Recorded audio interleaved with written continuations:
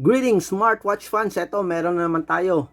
Isa sa mga popular na clone smartwatch sa Series 7, ang i7 Pro Smartwatch. So, yung style pa rin, the same pa rin sa i8 Pro Max. Kung napapansin nyo, yung video review namin na nauna, yung i8 Pro Max, so the same pa rin.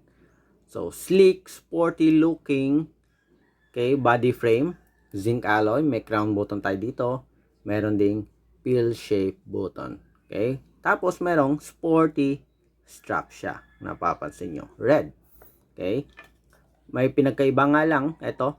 So, gumagamit siya ng charging cradle din. Pabilog. Para i-charge yung smartwatch nyo. At ganun pa rin naman. Direct sa USB to. Port. Okay? Patong nyo lang yung smartwatch nyo. Yan. Magnetic siya. Then, charge nyo na all the way sa USB port. Again, yung laman, yung smartwatch na may kasama ng strap. Tapos, merong user manual sa loob. With regards sa strap, force fitting lang to, so wala siyang watch strap lock. Eh, yung likod naman, yun, PC o plastic yung back cover. Pero yung body frame is metal, zinc alloy probably. Okay, so check natin. Again, yung design, glossy red, yung meron sa atin dito. So, merong crown button. Yan. Pwede kayong mag-explore ng different watch faces sa pamamagitan ng crown button. Ito yung pill shape button, works like a return button. Yan. Okay, so explore natin yung menus and features ng i7 Pro Max. Again, ang smartwatch nito ay i7 Pro or i7 Pro Smartwatch, not i7 Pro Max. Okay? So, features, tingnan natin, 1.75-inch screen. For style of menu, IP67 siya. May games din, for casual games. Okay, may Bluetooth call, heart rate. So, sa specs, again, ito yung pangalan niya, i7 Pro Smartwatch.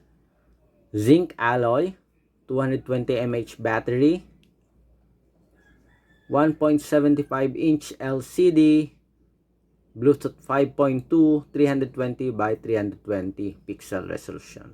Compatible siya sa iOS 5.0 and Android 4.0 and above platform. Okay, so basic, and meron siyang Bluetooth call, may games din. Tapos may menu style options. Medyo maliit nga lang yung screen kasi 1.75. So, let's explore kung ano nga ba yung features na available sa smartwatch na i7 Pro Smartwatch. Okay? So, check natin. So, games kaagad. Pag swipe mo, games kaagad yung nandito. May 4 na games dito. Yan. Kotse.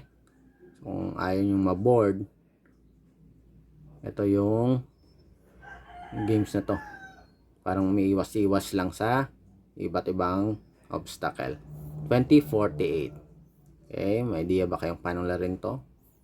Ito, Flappy Bird inspired game. Tapos, ano yung isa? Shooting game naman. Okay, space. Parang Space Invader. Yun. So, at least 4 games ang available sa i7 Pro Smartwatch. Dito sa kabila, meron tayong split screen. Yung purpose naman nito, pinapakita nito yung recently accessed application nyo. Kung napapansin nyo, di ba, ginamit natin yung 4 games. Ito, lumabas dito. Focus natin.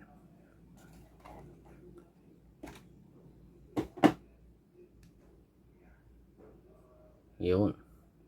Okay. So, pwede mo i-activate. Yan. So, mismo dito, pwede mong ma-open yung application sa split screen menu. Dito sa kabila naman, meron ba? Ayun, menu na kaagad. Sa baba, quick settings. So, ito, multiple styles for menu. May baby's breath, 6 palace, 12 palace.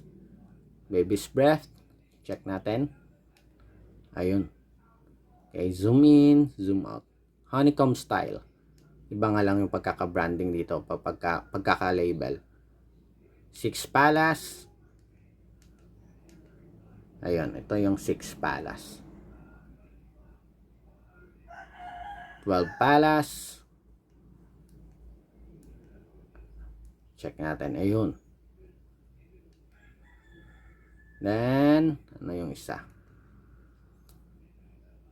WP. Ano ba yung WP? Ayun. Windows style. Okay rin to. Kaya lang walang label. Balik ulit tayo dito. 6 palas natin.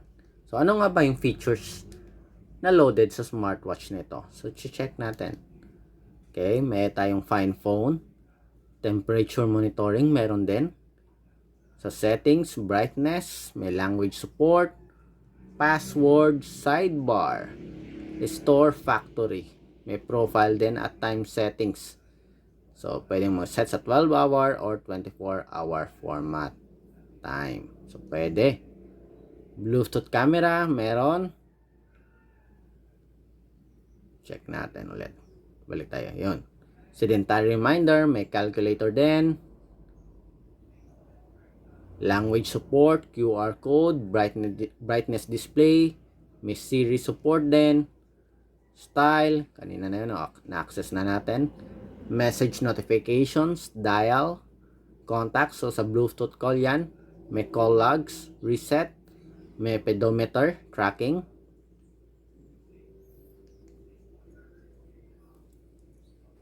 Ano pa bang meron? Saan na kanina yung heart rate? Ito, may heart rate tayo. Yan, beats per minute. Sleep monitoring, breathing guide, torch, weather, calendar, meron din. Alarm, stopwatch, may blood pressure, blood oxygen, Bluetooth, music. Okay. About ito, i7 Pro Smartwatch. So, iba't ibang menus and features ang available sa smartwatch. Preloaded din ng different watch faces. Napapansin nyo. Okay, simple smartwatch sa i7 series.